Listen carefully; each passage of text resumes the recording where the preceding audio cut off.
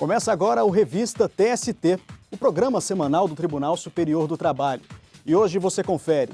Parentes de pedreiro que morreu em serviço têm indenização reduzida devido à existência de outros herdeiros. Quero post. Saiba como o domingo trabalhado deve ser pago. TST promove simpósio sobre transtornos mentais. E ainda, a segunda parte da retrospectiva 2016.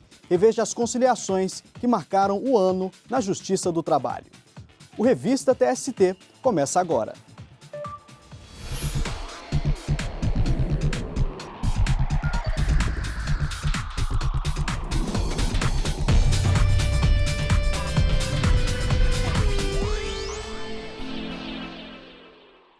O Revista TST de hoje começa trazendo um caso de destaque julgado nos últimos dias pelos ministros. E quem traz esse destaque para a gente é a repórter Luana Carvalho. Olá, Luana. Olá, Anderson. O órgão especial do TST julgou o agravo regimental em correição parcial apresentado pelo Banco Bradesco, pedindo anulação de parte de uma decisão do Tribunal Regional do Trabalho do Paraná.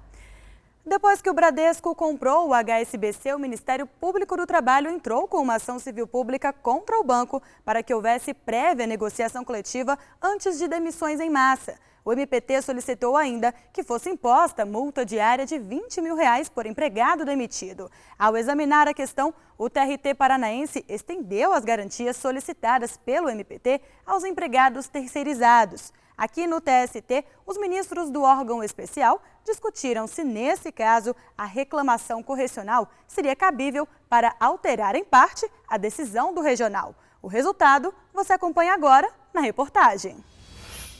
Ao examinar o caso, o relator do processo no órgão especial, ministro Renato de Lacerda Paiva, lembrou o artigo 13 do Regimento Interno da Corregedoria Geral da Justiça do Trabalho, que prevê a possibilidade de o Corregedor-Geral intervir para corrigir erros, abusos e atos contrários à ordem processual e, em situação extrema, adotar as medidas necessárias a impedir lesão de difícil reparação. Para o ministro, o processo se encaixaria nessa situação. Haveria efetivamente um dano irreparável, porque como é que se poderia impedir ao banco de despedir os terceirizados que prestavam serviço ao HSBC? Alterei parcialmente a minha decisão exatamente para limitar aos empregados do HSBC, excluindo os terceirizados, com fundamento no parágrafo único do artigo 13 da consolidação da Corregedoria Geral da Justiça do Trabalho. O ministro Hugo Scheuermann acompanhou o relator, reforçando que a atuação do corregedor em correição parcial é autorizada em situações excepcionais. Na avaliação do ministro, a decisão do regional é impossível de ser cumprida. Entendo que, na excepcionalidade, é possível e cabível a correção parcial, como no caso dos autos, em que, de forma extrapetita, sem pedido, estendeu-se uma obrigação que nem é possível cumprir, no meu modo de entender, com todas as vênias. Eu tenho dificuldade, inclusive, de compreender como que seria cumprida essa decisão, porque ela só pode atingir o tomador dos serviços. Para o ministro Brito Pereira, que também votou com o relator, a extensão dos pedidos do MPT para os empregados terceirizados foi um equívoco do regional, já que esse pedido não estava inserido na ação civil pública. Por que não pode rescindir o contrato com aquela empresa que presta esse serviço? Isso não é demissão coletiva. Exatamente por isso, o sindicato não incluiu esse pedido na ação civil pública. O socorro foi pedido ao Corregedor-Geral, que está legitimado pelo artigo 13 caput e até mesmo pelo parágrafo único. A divergência foi aberta pelo ministro Cláudio Brandão. Para ele, o caso não se enquadra no regimento interno da Corregedoria. Isso porque o processo ainda estava sob a jurisdição do TRT da 9ª Região, mediante interposição de agravo regimental do banco. A minha compreensão é que tal medida só se torna possível quando envolver ato que atente à boa ordem processual, o que evidentemente não alcançaria matéria de cunho jurisdicional, e também quando não houver recurso próprio ou outro meio de impugnação previsto em lei. E no caso específico, a matéria comporta impugnação via agravo regimental, O ministro José Roberto Freire Pimenta seguiu a divergência. Segundo o ministro, o banco deveria pedir ao Tribunal Regional do Trabalho que a decisão dos desembargadores fosse suspensa. Caberá à parte interessada pedir lá que se conceda efeito suspensivo a esse agravo, porque lá é o local, o locus adequado para que se discuta qualquer providência de natureza jurisdicional. Não reconheço com todas as vênias, nesse caso, uma medida rigorosamente tumultuária do processo. Seguiram o entendimento do relator, ministro Renato de Lacerda Paiva, os ministros Emanuel Pereira, Hugo Schormann, João Oreste Dallazen, Barros Levenhagen, Brito Pereira e o presidente do TST, ministro Ives Gandra Martins Filho. Acompanharam a divergência aberta pelo ministro Cláudio Mascarenhas Brandão, os ministros Maurício Godinho Delgado, Kátia Magalhães Arruda, Augusto César Leite de Carvalho, José Roberto Freire Pimenta e Delaide Miranda Arantes. Dessa forma, prevaleceu o entendimento do relator, que suspendeu os efeitos da decisão do Tribunal Regional do Trabalho do Paraná em relação às demissões dos empregados terceirizados. Esse resultado prevalece até o julgamento do agravo regimental na demanda principal. E vamos agora fazer um giro pelas turmas do tribunal e conferir mais casos de destaque. O nosso giro começa pela 8ª turma. Os ministros reduziram para R$ 200 mil o valor da indenização por dano moral a ser paga ao filho e à ex-mulher de um pedreiro, que morreu ao cair do prédio em que trabalhava. A redução se deu porque os ministros não consideraram razoável o valor inicial de R$ 400 mil, uma vez que não havia dependência econômica. Além disso, o pedreiro já tinha constituído outra família.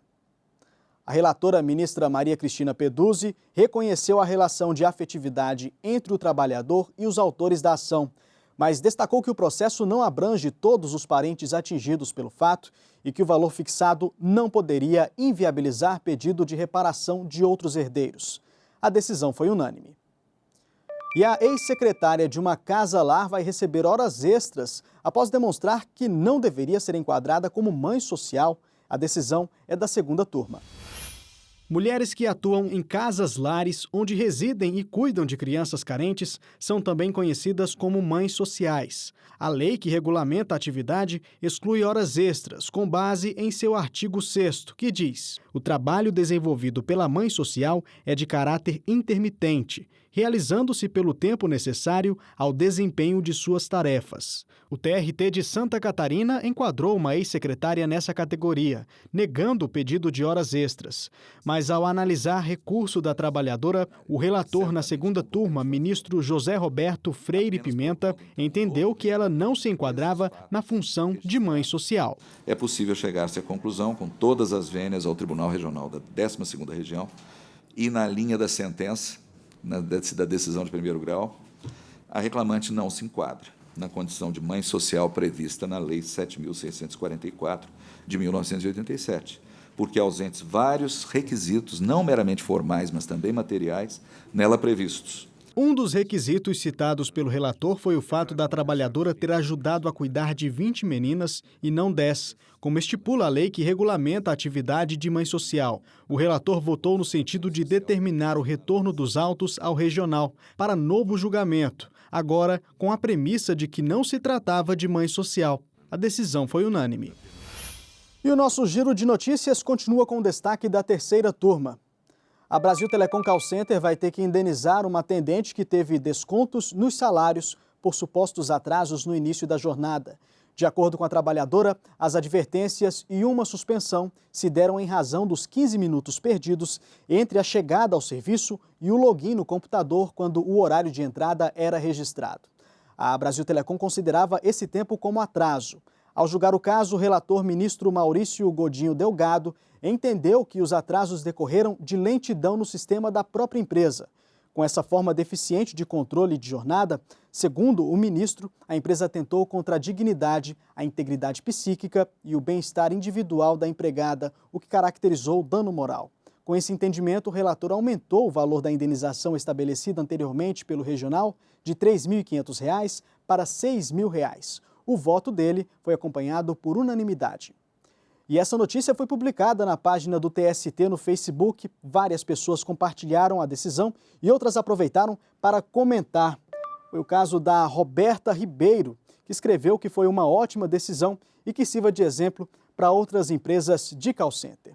E você também pode deixar o seu comentário na página do TST no Facebook. O endereço é o facebook.com/TSTJus. E você já conhece a biblioteca digital do TST? É só acessar tst.jus.br/biblioteca.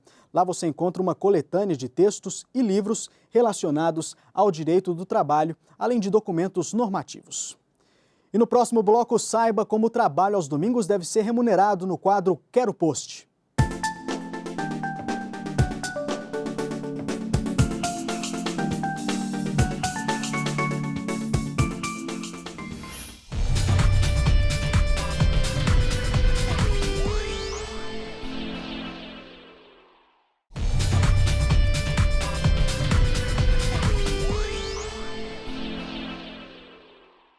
Voltamos com a revista TST e chegou a hora de esclarecer as dúvidas dos internautas enviadas pelo Facebook com a hashtag Quero Post.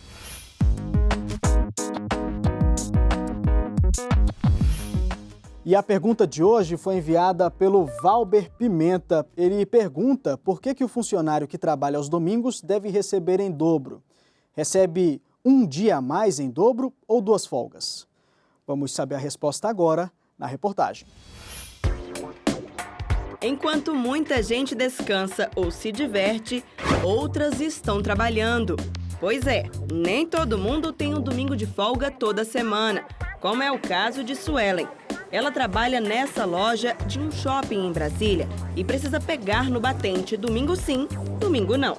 Nos domingos em que ela trabalha, a comissão das vendas é dobrada. O grande benefício de trabalhar nos domingos são que as comissões são elevadas. O movimento do shopping também é muito bom, porque domingo a gente sabe que família e amigos saem muito mais para shopping tanto no final de semana do que semanalmente. Mas a proprietária da loja afirma que nenhum empregado dela trabalha mais de 2 domingos seguidos. As regras do domingo valem para os feriados também. No mês de novembro agora tivemos 3, por exemplo, né? Então essas regras de domingo se estenderam para esses 3 feriados de novembro e para todos os outros. Para que os profissionais possam trabalhar aos domingos, a Consolidação das Leis do Trabalho esclarece que é necessária uma autorização do Ministério do Trabalho.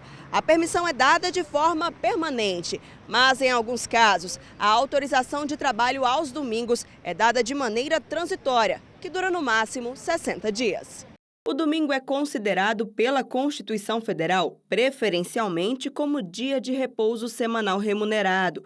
Um dia estabelecido a todos os trabalhadores brasileiros. Mas a súmula 146 do Tribunal Superior do Trabalho deixa claro que o trabalho prestado em domingos e feriados não compensados, ou seja, sem que o empregado receba um outro dia para descanso na mesma semana, deve ser pago em dobro, sem prejuízo da remuneração relativa ao repouso semanal. Receberá em dobro em 2 situações. Ou se a empresa tem autorização para funcionar aos domingos, mas não dá a folga, ou não tem autorização para funcionar aos domingos e exige o trabalho nesse dia. Aí, nesse caso, com folga ou sem folga, ela terá direito a receber o pagamento em dobro, porque a situação é uma situação considerada irregular do ponto de vista trabalhista. O juiz esclarece ainda que, caso a compensação do domingo trabalhado seja dada em folga, o empregado não receberá 2 dias de descanso, e sim 1 dia. O mais importante é que o trabalhador, de alguma forma, tenha pelo menos 1 dia de descanso a cada semana, que é necessário para ele recuperar as suas energias, né? Para ter o seu dia de lazer, um convívio mais intenso com a sua família, com seus amigos e ter assim mais energia, mais disposição para voltar a trabalhar na semana seguinte. Esse é o espírito que permeia essa ideia do repouso. Os transtornos mentais relacionados ao trabalho foram tema de um simpósio que aconteceu no TST. O evento faz parte das ações do programa Trabalho Seguro. 20 a 25% da população teve ou terá depressão ao longo da vida. 12,6% de 2010 a 2014 foram afastamentos considerados do trabalho. Quem diz que trabalho não mata? Assédio moral, bullying, jornadas exaustivas, metas abusivas. Cada vez mais, os trabalhadores têm ficado doentes por causa de práticas desse tipo. E aí surgem a ansiedade, o estresse, a depressão, entre outros problemas. Dados do Anuário Estatístico da Previdência Social de 2015 mostram que de 2004 a 2013 cresceu em 1964% o número de auxílios-doença para transtornos mentais. Em 2015, o Instituto Nacional do Seguro Social, o INSS, concedeu mais de 63 mil benefícios para trabalhadores diagnosticados com algum tipo de transtorno mental. A depressão foi a que mais afetou os trabalhadores, sendo 27 mil casos registrados. Em seguida, os transtornos causados por uso de drogas resultaram em 16 mil afastamentos do trabalho com auxílio-doença. Pesquisas mundiais feitas com populações têm visto que o impacto, principalmente de morar em grandes cidades, tem repercutido sobre a saúde dos indivíduos. Uma pesquisa global feita em megacidades ao redor do mundo mostrou, por exemplo, que São Paulo, entre 23 megacidades no mundo, apresentou a presença mais elevada de transtornos mentais, comparando, por exemplo, com cidades da América do Norte, da Europa ou mesmo da Ásia. São doenças muitas vezes silenciosas e de difícil percepção. Psicólogos, psiquiatras, médicos do trabalho, entre outros especialistas, discutiram as dificuldades de diagnosticar e de combater as doenças psíquicas e psicológicas durante o primeiro simpósio sobre transtornos mentais do programa Trabalho Seguro da Justiça do Trabalho. Cresceu enormemente o volume de transtornos mentais relacionados ao trabalho, tanto na Previdência Social, quanto nas reclamações trabalhistas, quanto na busca das indenizações. Então precisamos compreender esse fenômeno, entender o que é mito, o que é realidade, como fazer prevenção disso e como tornar o ambiente de trabalho mais saudável. No Tribunal Regional do Trabalho de Minas Gerais, os servidores e magistrados passaram a ter um maior acompanhamento para a identificação precoce do desenvolvimento de transtornos mentais. O primeiro passo é capacitar todos os nossos magistrados e servidores sobre do que se trata esse assunto, para que eles possam, eles mesmos perceber, ou então colegas que trabalham com eles, percebendo o problema, encaminhá-los para o nosso serviço de psicologia ou mesmo para o serviço médico de saúde. De acordo com as nossas estatísticas, este ano nós tivemos uma redução de 23% e em torno de 23%, 25% no absenteísmo de transtornos mentais, tanto para magistrados quanto para servidores. Para especialistas, a exigência de maior produtividade, tanto no sistema privado quanto no serviço público, seria uma das causas desses transtornos. Esse tipo de configuração na organização do trabalho acaba sendo violento, porque quando você precisa de auxílio, de colaboração, de cooperação de um colega de trabalho, para um processo difícil, por exemplo, ele também está preso à sua meta, ele também está preso com medo de ser mal avaliado na avaliação de desempenho, ele também está lá preocupado com a sua função comissionada. Então, todos esses dispositivos altamente individualizantes acabam fazendo o servidor, o trabalhador, enfim, sentir muito sozinho e muito incapaz e muito incompetente, muitas vezes, de resolver vários impasses. Quando você tem metas abusivas, esse magistrado, ele começa a usar de subterfúgio, aquilo que você chama de tricherie, para cumprir as metas. E ele começa a não ver muito sentido, porque ele sabe que ele está fazendo um trabalho de segunda linha, não de primeira linha. Vai perdendo a legitimidade para ele mesmo, vai perdendo o sentido e ele começa a adoecer. Além de apontar possíveis causas para os transtornos mentais, o simpósio também discutiu como evitá-los, com o apoio de programas de prevenção de doenças mentais no ambiente de trabalho. E no próximo bloco, a segunda parte da retrospectiva 2016. Reveja as conciliações que marcaram o ano na Justiça do Trabalho.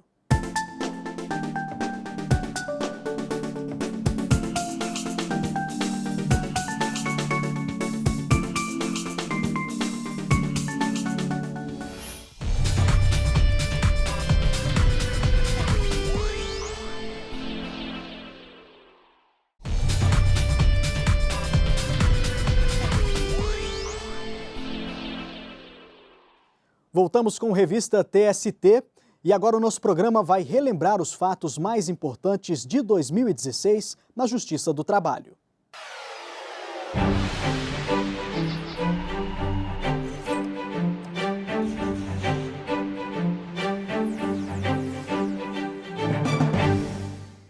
Hoje, na segunda parte da nossa retrospectiva, você vai rever as audiências de conciliação e mediação realizadas no TST e os acordos firmados que beneficiaram milhares de trabalhadores. Encontrar o equilíbrio entre tantas reivindicações, a ponto de pôr fim aos conflitos envolvendo dezenas de categorias, foi desafiador no ano marcado pela crise financeira. Ao longo de 2016, patrões e empregados de grandes empresas brasileiras foram chamados à mesa de negociação para que a luta pela garantia de benefícios e do poder de compra do trabalhador não agravasse ainda mais o clima de instabilidade. As conversas tiveram mediação de ministros do Tribunal Superior do Trabalho. A vice-presidência da Corte participou ativamente da solução de impasses que envolveram categorias organizadas em nível nacional. Os acordos firmados por intermédio do TST livraram o Brasil de greves que poderiam ter parado o país. No setor elétrico, proposta de aumento costurada pelo vice-presidente do TST, ministro Emanuel Pereira, levou 11 mil empregados a voltarem ao serviço antes que o movimento grevista afetasse o sistema de produção e distribuição de energia elétrica, o que poderia ter causado um apagão às vésperas da Olimpíada no Brasil. E por falar nos Jogos Olímpicos, a intervenção da Justiça do Trabalho evitou ainda que a suspensão das atividades na Casa da Moeda colocasse em risco a confecção das medalhas e tirasse o brilho do evento. O diálogo entre as partes foi estabelecido dias depois da publicação do ato, que, entre outros pontos, instituiu o procedimento de mediação e conciliação na fase pré-processual na Corte Trabalhista. Desde a homologação do primeiro acordo firmado nessa etapa, a vice-presidência passou a intensificar as ações para pacificar as questões trabalhistas antes do ajuizamento dos pedidos de dissídios coletivos. Ao promover a superação de impasses em torno de pontos de interesses, alguns bem polêmicos, a prioridade ficou voltada para a busca do consenso. Assim, representantes de sindicatos, de trabalhadores e de empresas tiveram de voltar ao Tribunal Superior do Trabalho apenas para confirmar os termos de acordos, que beneficiaram mais de 100 mil trabalhadores. Foi desse jeito com a Empresa Brasileira de Serviços Hospitalares. Eu declaro homologado o presente acordo, que deverá ser assinado pelas partes e juntado aos autos. Também foi assim com a Empresa Brasileira de Pesquisa Agropecuária, a Embrapa, e com os aeronautas e aeroviários, que pela primeira vez na história fecharam um acordo antes da data base da categoria. O consenso garantiu um final de ano tranquilo e sem greve nos aeroportos. Em todos os casos, não só a colaboração dos empregados, como também a disposição das empresas em negociar, foram determinantes para o sucesso das tratativas. Dos mais de 68 mil processos pautados para a segunda Semana Nacional da Conciliação Trabalhista, boa parte foi sugerida pelos próprios empregadores, que procuraram a vice-presidência do TST e demonstraram interesse em conciliar. Pela primeira vez, a Procuradoria-Geral da União participou da mobilização e desistiu de 50 dos mais de 100 casos que tinha pendentes. A maior vantagem é justamente para a economia do erário, né, com uma melhora ou diminuição do valor que é devido, e uma melhora da nossa defesa, porque nós reduzimos o quantitativo de processos em trâmite no TST.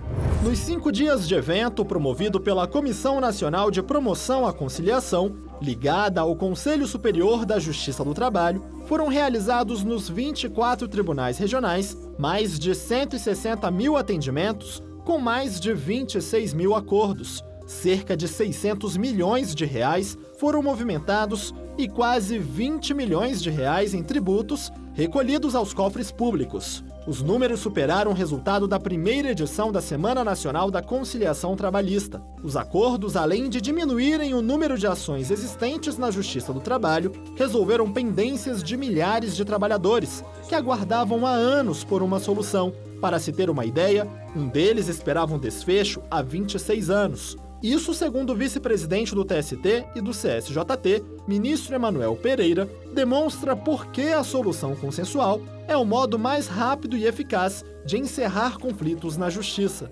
Os empresários resolveram contribuir com o sucesso dessa semana e trouxe seus principais litigantes, ex-funcionários, para sentar numa mesa e fazer essa conciliação. Fomos aos regionais, encontramos em cada presidente um soldado na obtenção do sucesso dessa semana, além dos juízes de primeiro grau e em todos os conciliadores. Com foco na agilidade e na praticidade, o Conselho Superior da Justiça do Trabalho lançou um curso para difundir a prática de conciliar e formar novos conciliadores.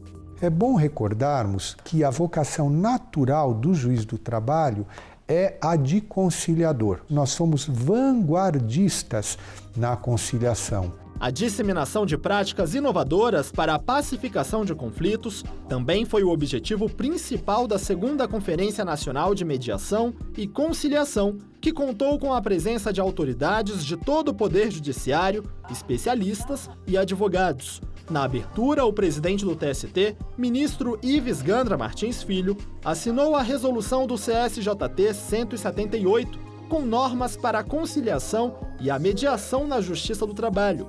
O documento instituiu a política judiciária de tratamento adequado de conflitos e previu a criação de centros de conciliação nos tribunais do trabalho. E o ano de 2016 também foi marcado por comemorações pelos 70 anos do TST e 75 anos da Justiça do Trabalho. Confira. Em julho, o Tribunal Superior do Trabalho foi incluído expressamente na Constituição Federal entre os órgãos do Poder Judiciário. Com isso, o TST passou a ter garantido o mesmo tratamento dado pela Constituição de 88 aos demais tribunais superiores. No mês de agosto, a Justiça do Trabalho realizou na cidade do Rio de Janeiro o seminário comemorativo dos 75 anos da Justiça do Trabalho e 70 anos do TST. A finalidade do encontro, que reuniu autoridades do direito, foi a difusão de novos temas jurídicos e a discussão de políticas públicas buscando fortalecer os canais de comunicação entre o Poder Judiciário e a sociedade brasileira. Já no mês de novembro, novos temas foram discutidos na 2ª etapa do seminário, que aconteceu na sede do TST em Brasília. Em setembro, foi realizada na Câmara dos Deputados uma sessão solene em comemoração aos 70 anos do TST. Na ocasião, foram destacados o impacto das decisões da Justiça Trabalhista na garantia dos direitos do cidadão brasileiro, além dos momentos em que a atuação da Justiça do Trabalho foi fundamental para garantir o equilíbrio nas relações entre patrões e empregados. Em novembro, a exposição Memória Arquitetônica do TST celebrou os 10 anos da atual sede do tribunal. Uma linha do tempo mostrava a construção da nova sede. Vídeos, banners, mobiliário usado na primeira sede do TST, a planta baixa e uma maquete do novo prédio, além de várias fotos. E o Revista TST termina aqui. Na semana que vem você vai conferir a última parte da nossa retrospectiva 2016. Obrigado pela companhia. Tchau!